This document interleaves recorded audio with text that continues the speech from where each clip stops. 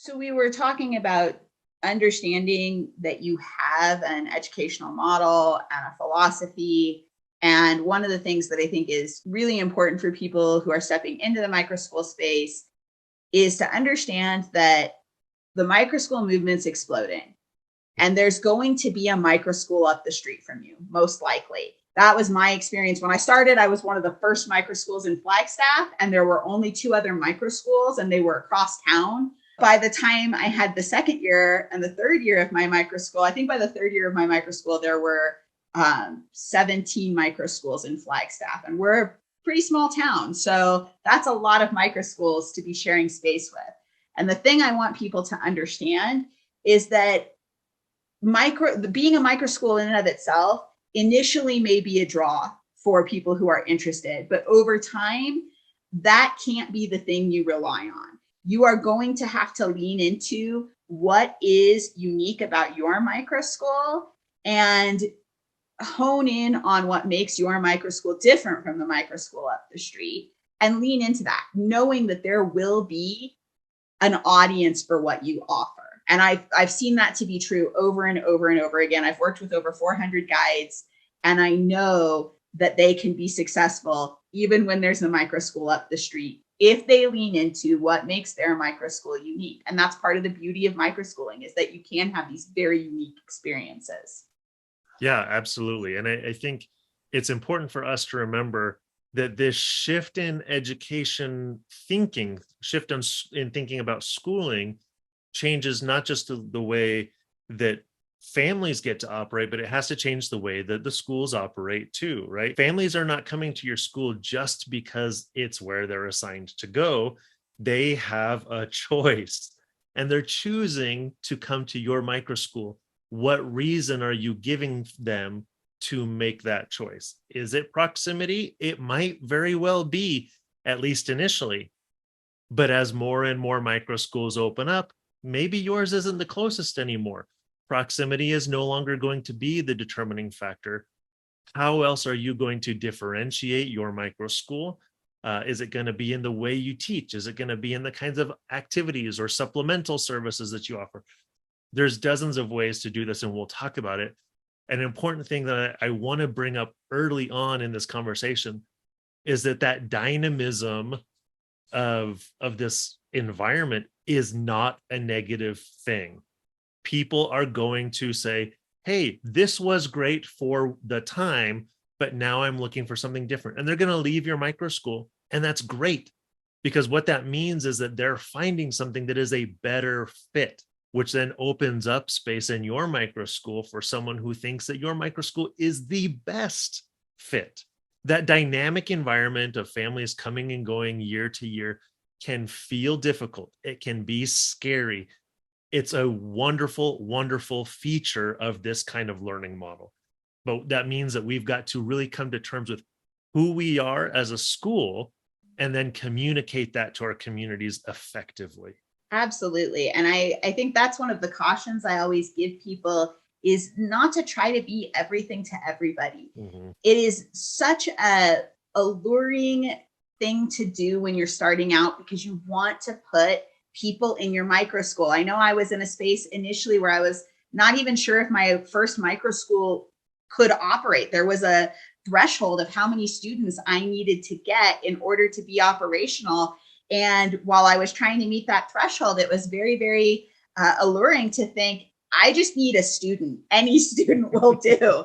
But what I have found to be true, both in my own experience and working with other micro schools, is that not just any student will do. The more you can hone in on who you are and what you offer, and communicating that to your students and your families so that they know what they're getting from your micro school, and they make a conscientious decision that, yes, what you are offering actually is highly valuable to me, the happier everyone's going to be in that experience. The more satisfied your students and your families are going to be, and the better able you're going to be to enact the model of education that you're hoping to enact. If you try to be everything to everybody, you will not be able to do what you set out to do, because you're trying to meet too many needs Right. at once. Right. So let's talk about these three pieces here that will help people do that. The first one is defining your brand. And this, we talked about this a little bit. It's both an internal and an external thing. Who are we as a school? How do we operate? What tools do we use? What programs do we offer? And then how do we share that with other people? So tell me a little bit about successful ways that people define their brand, or things that people need to consider in that process. I think one of the first things that I really encourage people to consider is, what is your educational philosophy or your educational model? And if you're working with a partner, that may be defined for you. If you're working with an organization that helps you start micro schools and already has a model or a philosophy that they are operating under, it's important that you understand that and you find a way to communicate that and align it with your own desires for what your micro school will look like. If you're new to education, I really encourage people to spend some time looking into what is an educational model, what educational models exist out there, and what resonates with you, what fits with what you know to be true about children, to be true about education, and fits with your beliefs about that. Knowing that's going to help you communicate to other people what you are going to offer. And don't be afraid to get creative, right? Most of us have in our own heads an idea of what school should look like because that's what we experienced. But we wouldn't be sitting here in this room today if we thought that that was going to be the best option moving forward. So, what can you envision? What can you create that would make that better, that would make it different, that we can improve on? And we'll talk about several of those things here. Like you mentioned, Lori, and we're not going to dive into every aspect of finding a great educational philosophy because there are so many out there. There's so many different views and opinions. And I think the great thing about the micro school model is if you pursue one and you go, this isn't working the way we thought it could work, you're small enough that it's easy to pivot, right? Yes. But that does mean rebranding. It does mean probably trying to find new students in the marketplace for educational services. But it's a learning process, and we've got to recognize that the learning process includes making mistakes and failing and learning from those mistakes. That shouldn't cause paralysis and make us say, well, we just got to figure things. We can't make any. No, learn now, define your brand. What services do you want to provide? How do you want to teach? What kind of programs do you want kids to have access to through your program, and move forward? You're not going to learn if you don't actually take the step forward. Yeah, and you bring up such an excellent point, that kind of decision paralysis that we can all find ourselves in. And I really want to encourage people, while it's important to identify your educational philosophy or your model and understand what you're offering, don't allow perfectionism to paralyze you.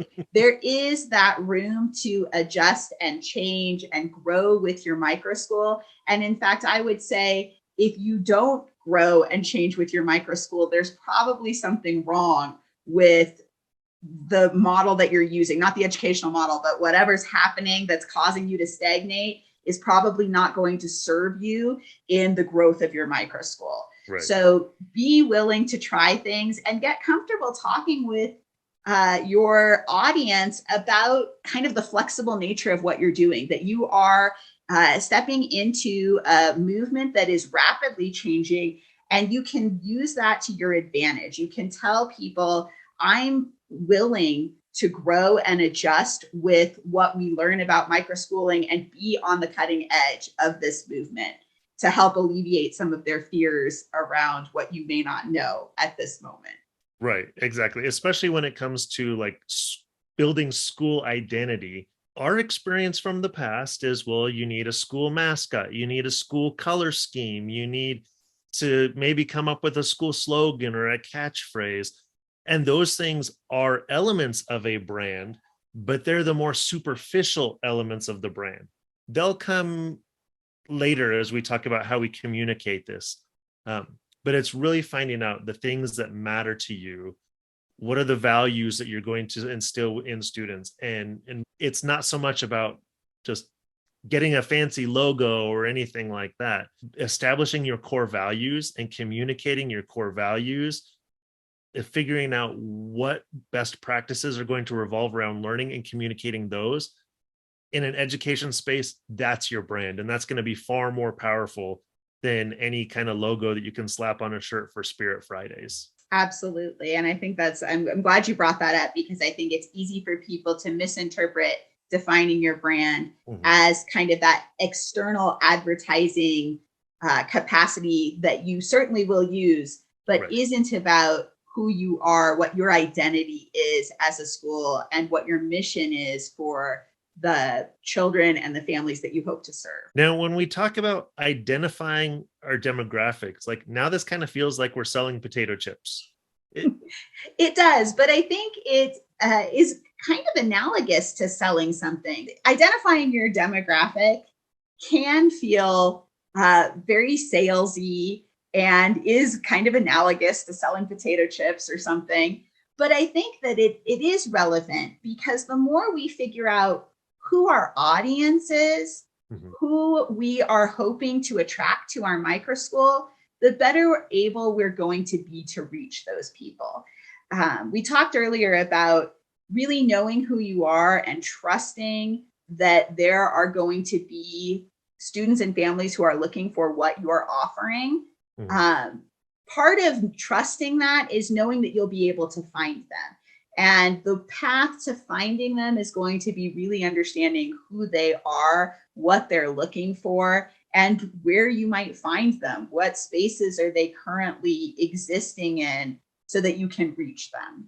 Yeah, absolutely. And I come from a marketing background. I had a career in marketing before I pursued a career in education. The idea of identifying your demographic might feel kind of hokey, but the premise behind it is I'm trying to establish a relationship. That's what demographic research is. I'm trying to establish a relationship.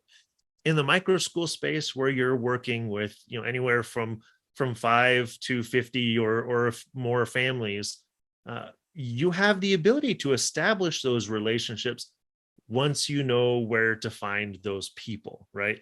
And so it's, where am I going to start establishing these relationships? Am I only serving my immediate local community? Am I only serving or primarily catering to a particular church community or to a linguistic community? Maybe I want to serve families whose children all have a particular interest in basketball or some other sport, right? There's a number of different ways that you can do this, but it starts with defining what you value, what are your core values, and then where are you going to find the people that share those values so that you can get to building the relationships with them that you need. And then you've got to figure out how you're going to communicate with those folks once you find them.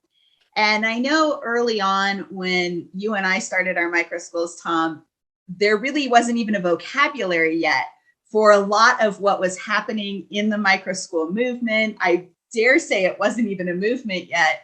And so really spending some time thinking about how you're going to communicate with people and building your confidence in talking about what you're doing and being willing to put yourself out there and talk to lots of people about what you're doing is so important to creating a successful micro school, from the sense of just having students in your micro school is going to be step one. And I know that's probably the thing we're all interested in initially, is how do I attract students? And one of those key components is figuring out how to talk to people in a way that is successful. Yeah, absolutely. If I could give a handful of bits of advice to people who are out trying to communicate these ideas of micro schooling to people for the first time, the number one piece of advice that I give people is, you don't have to have all the answers. If this is a learning process, then you want to be able to demonstrate that process and invite people to participate in that process with you. Someone asks you, this is fantastic, tell me a little bit more about the mathematical instruction tools that you're going to be using. And you don't know what tools you say, and just be honest. That's a really great question. We don't have a great answer for that yet. We'd love to work with you to find a solution, like, and invite them into that decision-making process. Um, don't be afraid to say, I don't know. And this goes as much for the school leaders as it does for the school, like the learning coaches and guides working with the students. When students ask you a question and you don't know the answer, sometimes even when you do, don't be afraid to say, I'm not sure. Let's look that up together. Like, that attitude, that mindset, that is a good piece of what revolutionizes this learning model and sets it apart from the ivory tower tyranny of experts program that is run the show for the last 100 years, right? Let's make this a collaborative learning exercise and dig in together. And not only does that really create authenticity in the conversations that you're having and demonstrate your willingness uh, to be on the cutting edge of a movement, it also creates investment. When you tell a prospective family, gosh, I don't have the answer to that, but I'm willing to find out. And more importantly, I'm interested in your thoughts on this and your perspective on this. Are you interested in sharing what you want or what you know about this topic? It creates investment. It gets them involved before they're even involved in your micro school. And that investment will really serve you both initially in creating that relationship and hopefully enrolling that student, but also down the road. As you are enacting your micro school and you have families who are involved in your micro school, the higher their investment is, the more willing they're going to be to engage fully in their part of the micro school. Whatever that ends up being in the micro school you design, you want that engagement and you want that high investment. For me, as I was trying to find students to fill open positions in my micro school, allowing parents to see it in action was way more effective than me trying to explain it. So inviting them to participate, like before school starts, putting together a little workshop, a little summer camp, a day camp, so that they can get this buy-in, they can experience it before they are actually signed up, and but giving them that opportunity to participate in the learning process, both as what is what are the parent and organizational responsibilities going to look like, but then also what are the student learning opportunities going to look like. Lorraine, what are some other ways that you found it effective to get your name out there? Yeah, that's a great question. And I, like you, definitely find that during the school year, when I'm operational, it's far easier to get people to go from interest to enrollment because they can come in, they can see it, they can hear it, they can participate in it. And that is certainly optimal. However, when I initially started out, one of the things that I did early on was to reach out on Facebook to various groups where I knew that there were people who had children who might be looking for schools.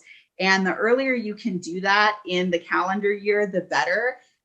Really, recruitment for schools starts in like February. It seems so early, but if you look at what traditional brick and mortar schools are doing, that's when they have their information days. That's when they're having enrollment even. So the earlier you can start, the better. Absolutely look for your community pages on Facebook, whether that's your local buy, sell, and barter page or a community page about education. Homeschooling pages, definitely ask the administrators, look for what the community standards are before you go into a homeschooling page. But you'll find that many homeschooling pages are opening up to micro schools because they recognize the similarity between what micro schools offer and what homeschooling offers. Also, you see a high number of homeschoolers who are looking for micro schools. So don't be afraid to ask for permission to post on those pages, but I would definitely encourage people to ask first. You don't want to create any bad blood with anybody as you're just getting your name out there. Right. Also, don't be afraid of the old standard of flyers.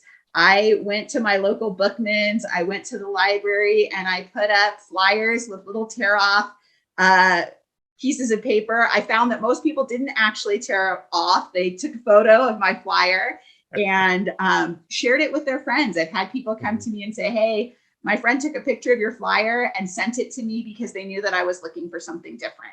So really just finding ways to get yourself in front of as many people who may be interested as possible. Now, with that, you're going to get a number of people who, like you said initially, they've never heard of a micro school before. They don't know what this is. They're really interested in the micro school concept. And as soon as they meet you, they talk with you, they're gung-ho, they're ready to sign up. Where put my name on the dotted line? But as you're communicating with this family, you realize that they're not actually looking for the kind of micro school that you have to offer. Now what?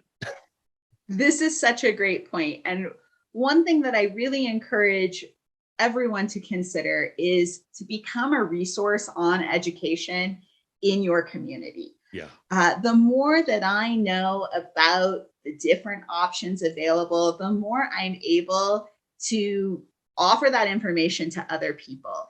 And it is really important that as people become interested in your micro school, they really understand what you are offering and that is really in alignment with what they want. Because sometimes people want any answer, just like we talked about how in the beginning it can be really alluring to just try to find any student. Sometimes families are in a position where they're in an educational setting that's not working and they're desperate. They are looking for any answer, even if it's not truly in alignment with what they want. My micro school is highly experiential and really allows for a lot of autonomy. If you are a family that really values high structure and adult implemented scope and sequence, and there's nothing wrong with that, but you are not going to be happy in my micro school. Right. And knowing that about my own micro school and what I offer and what is available in the community sometimes allows me to get curious with them. Tell me about what's important to you. Tell me about what you're looking for. How will you feel if your student comes to you and you ask, what did you do for math this week? And they say, oh, I didn't choose to do my math all week. How will that feel for you? What will you wish had happened? Asking those kinds of questions helps the audience member really start to refine what they're looking for and what's important to them. And if I get to a place in that conversation where they say, oh, I would not be okay with that, and that's definitely not what I'm looking for, instead of just allowing that relationship to disintegrate or them to say, never mind, I'm not interested, I'm in a position to say, it sounds like what I'm offering might not be what you're looking for, but let me tell you about this micro school across town that I think really would meet your needs. And in that way, I'm able to preserve the relationship and offer them information about what might be a better fit for their needs.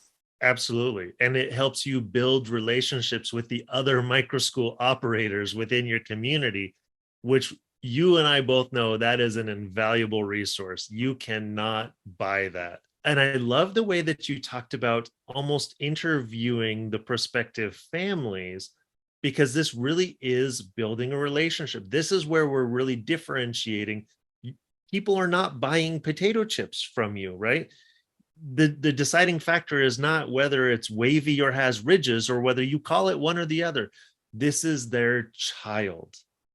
They want to find the best fit. And I would imagine that for most micro school operators out there, they also want to do what is in the best interest of every child they encounter, which sometimes means saying, I'm not the best fit. I don't have what you're looking for, but I can help you find it because you've built the relationships, because you've done the research, because you know who else is out there, and you have taken the time to learn what it means to be an education expert within your community, like you mentioned. So I think all of these are great tips for getting your name out there, for ensuring that you're building community and culture within your micro school, outside your micro school. building an identity for yourself and communicating that to others. Any other tips you think that we need to give the audience today? The other thing that I would suggest people consider when they're in that phase of recruitment and they are having families come and talk to them about whether or not their microschool might be a good fit for their student. And I'm always careful about using the word fit because I think it's one thing for us to talk about it in this kind of meta conversation about what it means to find students that are going to be happy in your microschool. It's a word that can create hurt feelings when you're talking with a prospective family. And so I really try to shy away from saying fit at all. What I try to do is give them a really clear picture of what I offer and then ask questions that may lead them to opt out, not because I want them to opt out, but because I want them to opt in with a really clear understanding of what it is I offer. And I want them to be happy in the educational choices that they make. And then to that end, I really encourage people to really give the whole family an opportunity to be a part of whatever that decision-making process is or that information gathering process is. I really encourage people to include, if it's a married couple who are the parents of the children, or even if they're not married, if at all possible, to have opportunities for both parents to really get to ask their questions and for me to get curious with them about what they're looking for is going to avoid any kind of misalignment in the future. And I love that you added that clarification in, because the last thing that we want to tell someone is you don't fit in, right? When it's really not about them fitting in, it's about helping people find alignment with their values and their educational goals and objectives.